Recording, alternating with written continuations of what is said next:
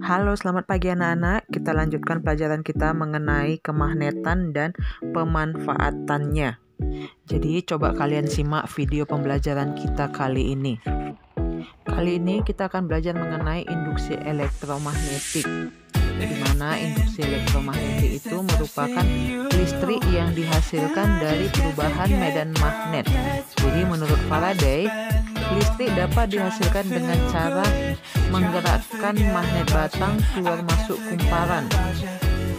Beberapa alat yang menggunakan prinsip kerja induksi elektromagnetik yaitu yang pertama itu ada generator, yang kedua ada dinamo AC/DC, dan yang ketiga ada transformator. Baiklah, yang pertama kita akan belajar mengenai generator.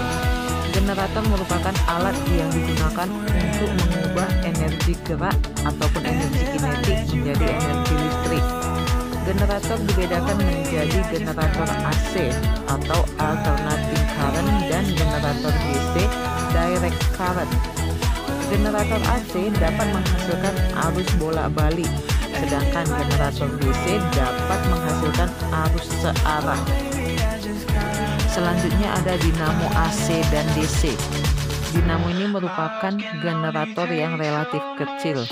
Seperti halnya generator, dinamo juga berfungsi untuk mengubah energi gerak menjadi energi listrik.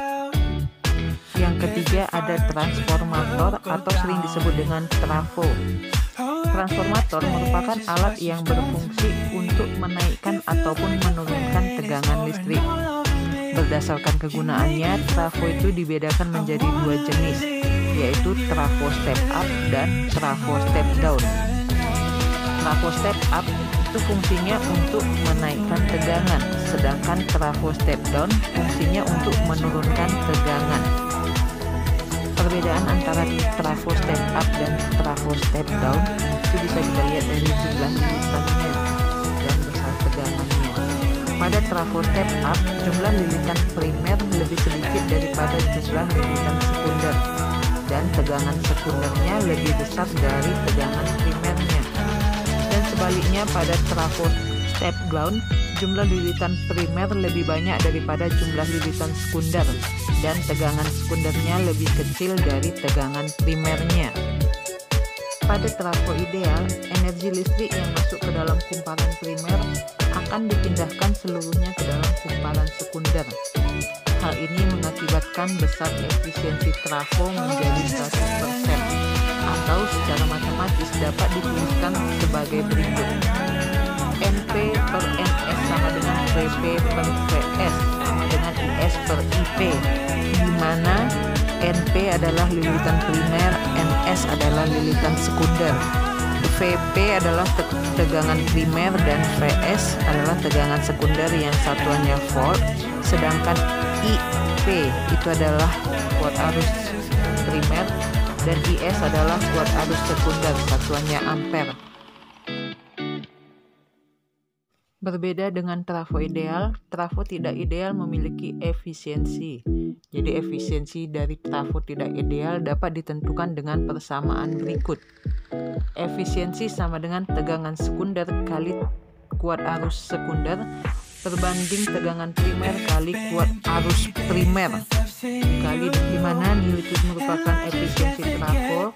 PS itu adalah tegangan sekunder, PP adalah tegangan primer, IS adalah kuat arus sekunder, dan IP adalah kuat arus primer.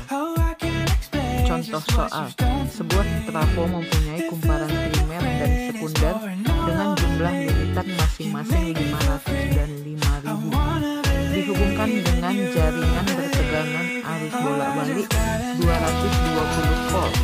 Berapakah tegangan keluarannya?